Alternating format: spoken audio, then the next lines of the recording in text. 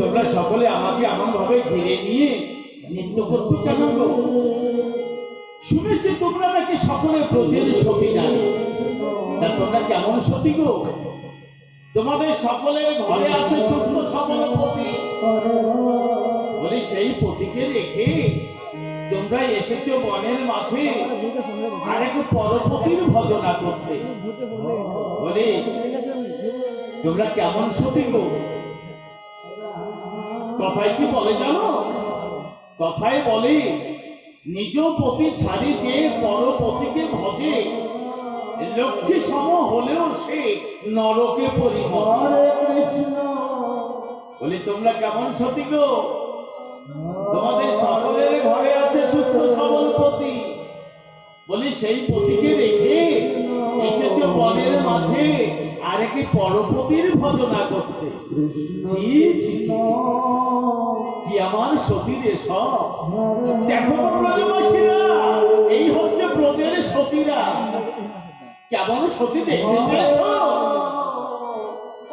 কোন গোপী কোনো কথা বলছে না। আমার গোবিন্দের কথা শুনে সকলে মাথা নিচু করে পায়ের বৃন্দার মধ্যে মাটি পড়ে চলেছে। আর আমার গোবিন্দ একা গোপীর কাছে যাচ্ছে আর একা রকম ভাবে তিরস্কার করে চলেছে। বলে কি গো ও গোপী, বলে তোমরা নাকি ব্রজের সতী, কাজ আছে, অনেক কর্ম আছে, সেগুলো আমার কাছ থেকে জেনে যাও, তারপরে সতী হও। সতী কাকে বলে জানো? সতী নারীর পতি। সে যদি অতি বৃদ্ধ হয়, সে যদি রোগগ্রস্ত হয়, তবু সতী নারীর কর্তব্য তার পতির পাশে থেকে পতির সেবা করা। সেই হচ্ছে এই জগতের একমাত্র সতী। আর তোমরা বলে তোমাদের সকলের ঘরে আছে সুস্থ সবল পতি, বলে সেই পতিকে রেখে এসেছো বনের মাঝে গভীর রাত্রে আরেক পরপতির ভজনা করতে। হায় হায় রে, কি আমার সতীর এসব! লজ্জায় মরে যাই। কি আমার সতী! কোনো গোপী কোনো কথা বলছে না, সকলেই মাথা নিচু করে আমার গোবিন্দের এই কথা শুনছে। সকলে মুখের ভাষা হারিয়ে গেছে, আর আমার গোবিন্দ একের পর এক সমস্ত গোপীদের তিরস্কার করে চলেছে। এমন সময় আমার গোবিন্দ দেখতে পায় যে ব্রজের গোপীরা এসেছে, তাদের বসন ভূষণের প্রতিও খেয়াল নাই। হায় হায় রে,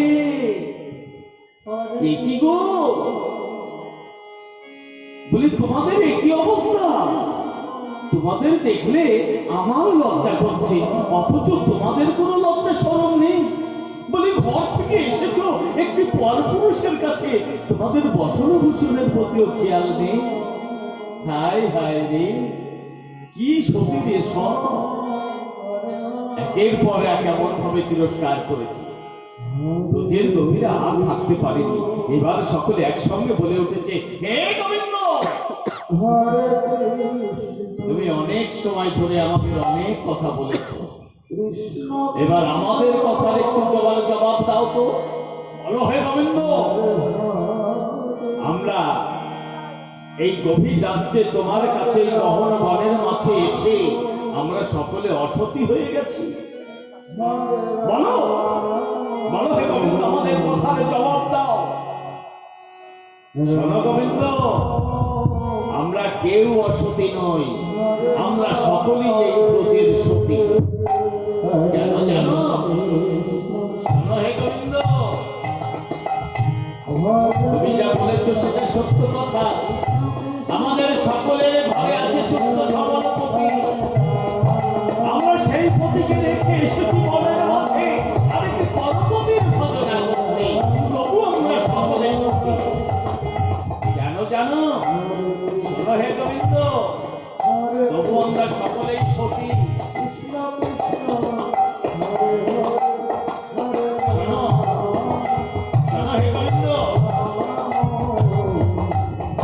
আমরা কেন সতী জানো?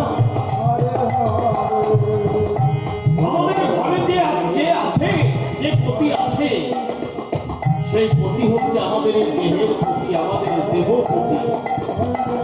আর বনের মাঝে আমরা যার কাছে এসেছি তিনি হচ্ছেন স্বয়ং জগৎপতি। তাই তো দেহপতিকে রেখে এসেছি জগৎপতির ভজনা করতে। বলো বলো হে গোবিন্দ, আমরা সকলে অসতী হয়ে গেছি? না, আমরা কেউ অসতী নই, আমরা সকলেই ব্রজের সতী।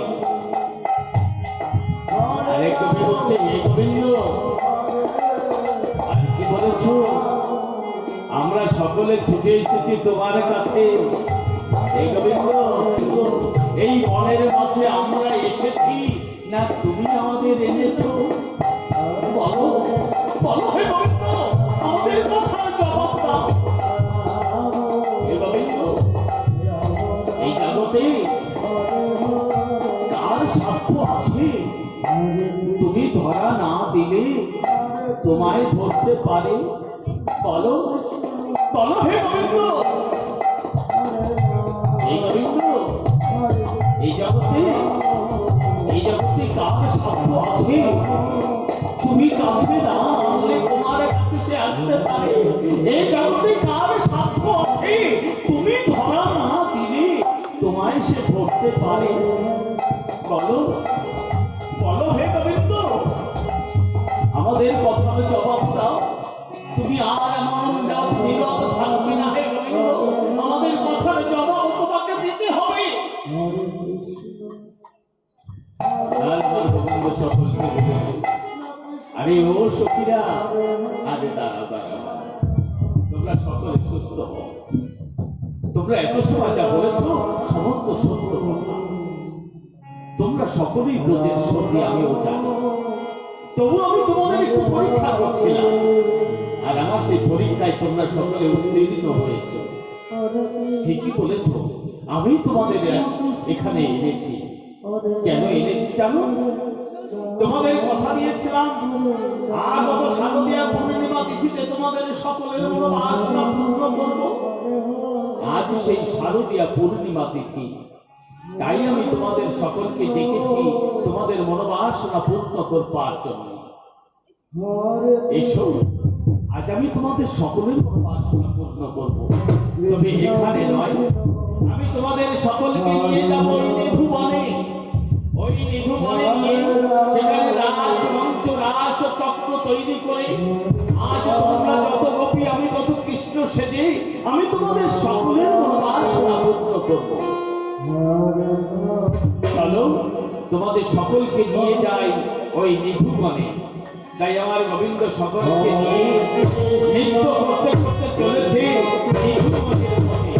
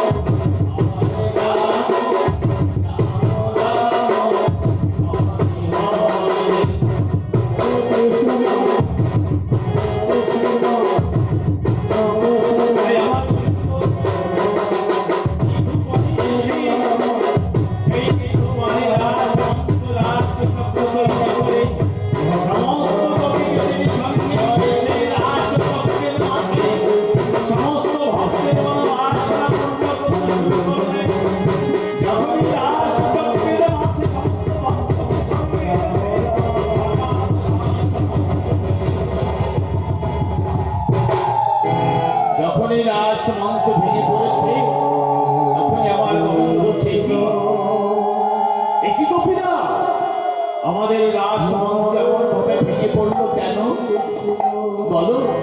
নিশ্চয়ই এখানে কোনো অগোপীর প্রবেশ ঘটেছে, তা না হলে আমাদের রাসমঞ্চ এমন ভাবে ভেঙে পড়তে পারে না। বলো তোমাদের মধ্যে কোন অগোপীর প্রবেশ করেছে? সমস্ত গোপীরা বলছে, হে গোবিন্দ, কই আমাদের মাঝে তো কোনো অগোপী নেই, আমরা তো সকলেই গোপী। আর গোবিন্দ বলছে, না, তোমাদের মধ্যে নিশ্চয়ই অগোপী আছে। যাও এই বনের মাঝে খুঁজে দেখো, নিশ্চয়ই এই বনে কোথাও না কোথাও কোনো অগোপী প্রবেশ করে বসে আছে। তাই ব্রজের গোপীরা সকলে খুঁজতে চলেছে ওই নিধু বনের মাঝে কোথায় অগোপী বসে আছে।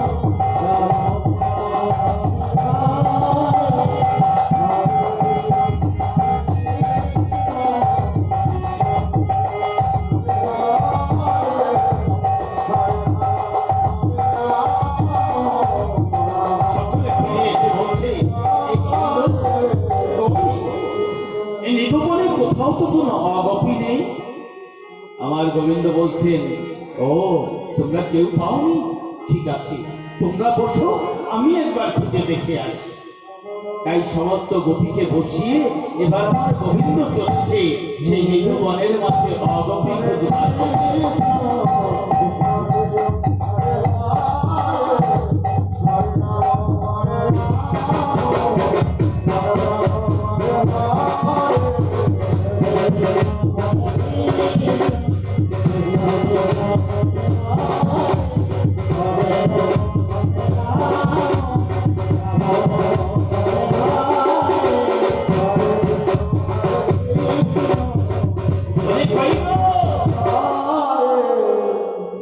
বৃক্ষের গোড়ায় এই গভীর রাত্রে গহন বনে মুক্তি থেকে চুক্তি করে বসে আছো তুমি কোন গোপী গো?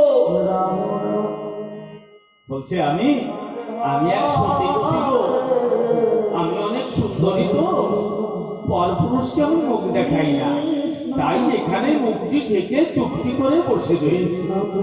বলছে ও তাই বলো, একে সতী তার উপর আবার সুন্দরী, পরপুরুষকে মুখ দেখাবে কি করে বলো? বলি ও সতী, তা তুমি যে বনের মাঝে এসে বসে যখন এসেছো, আমাকে অন্তত একটিবার তোমার বদনটি দর্শন করাও। বলছে না না না না, আমি কোনো পরপুরুষকে আমার বদন দর্শন করাই না, কারণ আমি একে সতী তার উপর পরম সুন্দরী, পরপুরুষকে বদন দর্শন করাই কি করে বলো? ও তা তো ঠিকই, তা তো সত্য, তাহলে ঠিক আছে তোমাকে দেখাতে হবে না, আমি নিজেই তোমার বদনকে একবার দর্শন করে নি। এই বলে আমার গোবিন্দ যখন কাপড়ের আঁচলটি ধরে টানতে শুরু করেছে,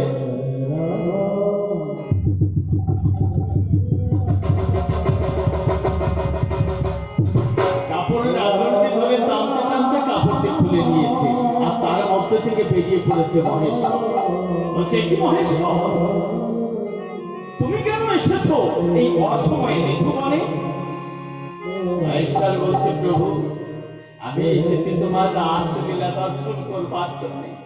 যখনই জানতে পেরেছি বৃন্দাবনে আজ তুমি রাসলীলা করবে, তাই তো আমি ছুটে এসেছি তোমার রাসলীলা নিজ দর্শন করবার জন্য। এটা যে আমার বহুদিনকার বড় সাধ, আমার মনের বড় বাসনা।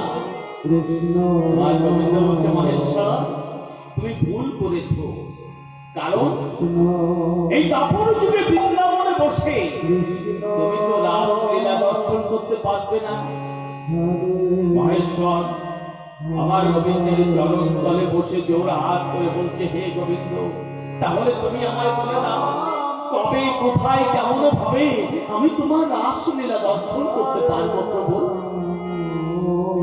সেদিন মহেশ্বর, সেদিন আমার গোবিন্দ বলেছিলেন, হে মহেশ্বর, রাসলীলা দর্শন করতে পারবে, তবে দাপর যুগে বৃন্দাবনে বসে নয়।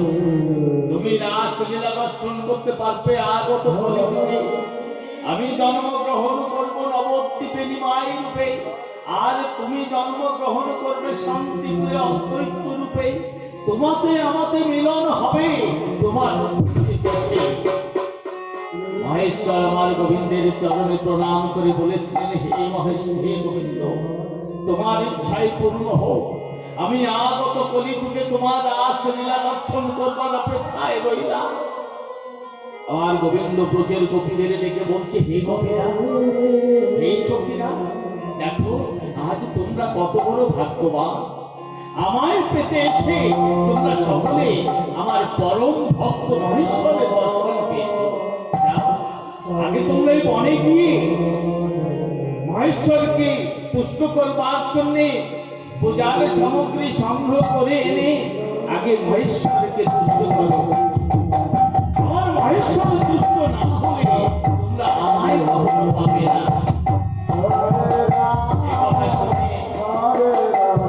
সমস্ত গভীরা সে মধু বনের থেকে পূজার সামগ্রী সংগ্রহ করে এনে মহেশ্বরের চরণ তলে বসে মহেশ্বরের চরণে পুষ্পাঞ্জলি দিতে চলেছে।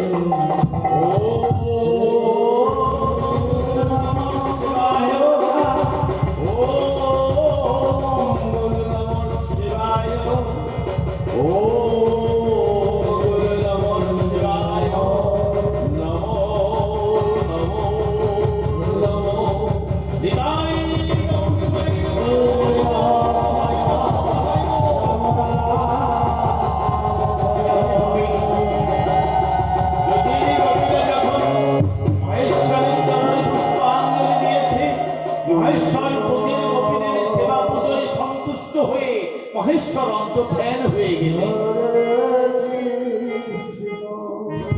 আর আমার গোবিন্দ সেই স্থানে এসে সমস্ত